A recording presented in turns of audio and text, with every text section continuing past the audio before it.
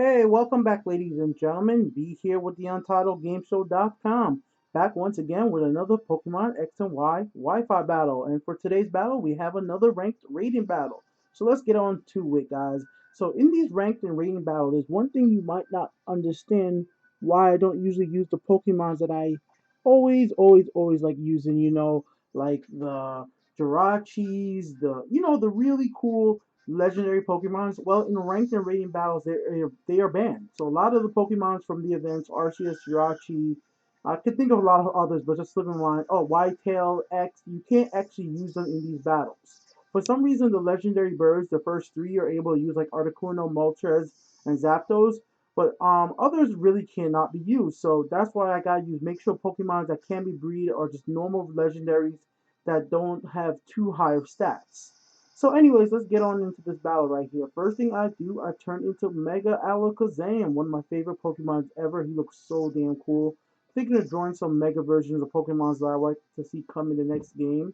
I go ahead and use Psych Shock on Snorlax. He's going to be able to absorb the damage, definitely, but it's still going to do a fair amount.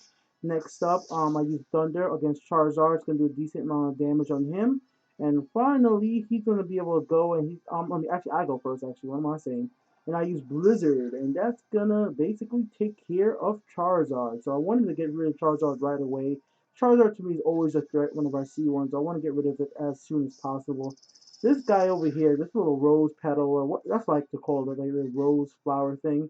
It's it's a challenge for me, man, because it's only weak to steel poison types, and rarely do I have a normal steel poison moves with most of my Pokemons. Like I have Pokemons that have steel and poison moves, but it's usually only one specific Pokemon. It's not usually around my whole entire party is based around that. So like Jirachi for me always have my steel attacks. But he goes ahead and uses Blizzard and it takes a fair amount of damage, but I absorb it. My team is perfectly fine. I use Mind Reader, and if you guys do not know what Mind Reader does, it's a very good attack. But first thing first, I take that Dazzle and Gleam like a champ. My team's still alive, surviving right there. But what Mind Reader is so important for is the fact that, well, it allows the next attack that hits a Pokemon to be 100% guaranteed hit. So I knew for a fact the next attack I was going to use was going to do a massive amount of damage. I was lucky enough that Articuno got missed on that turn, so that really saved me. Among Us got taken out, but it was no big deal. He wasn't there for any special purpose. But right there, you will see the reason I use Mind Reader was so that I would have a higher possibility of actually hitting the one hit KO move that is Sheer Cold, guys. That move only has a 30% chance of working, but if you combined it with Mind Reader, it's basically a 100% chance. So luckily, I survived that. My Articuno is a big champ as well. 3 HP left, but it stayed in the battle. Umbreon takes out Alakazam, which I knew would happen because Alakazam is weak to dark type attacks. But I'm not one of those battlers that you guys will see from most of my match. I don't like just switching out Pokemons. Like I don't want to be switched out and let the opponent set up on me. I'll let a Pokemon die and then just work with the rest of my team. My team is usually meant to survive even with only 3 or 2 people left. I go ahead with against Crobat.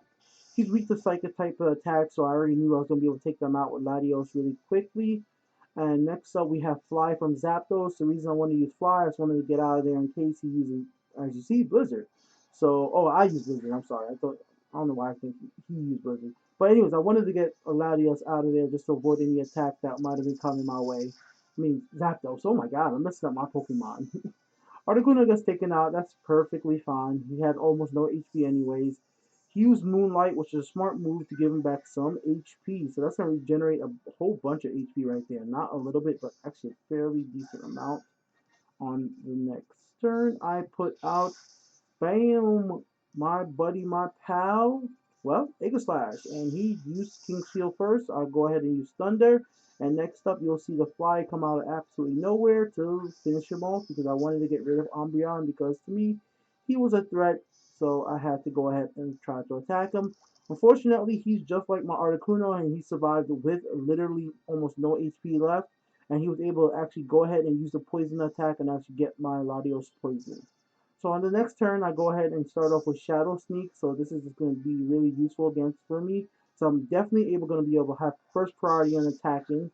So I go ahead and do a fairly decent amount of attack, not half the way, but it was enough.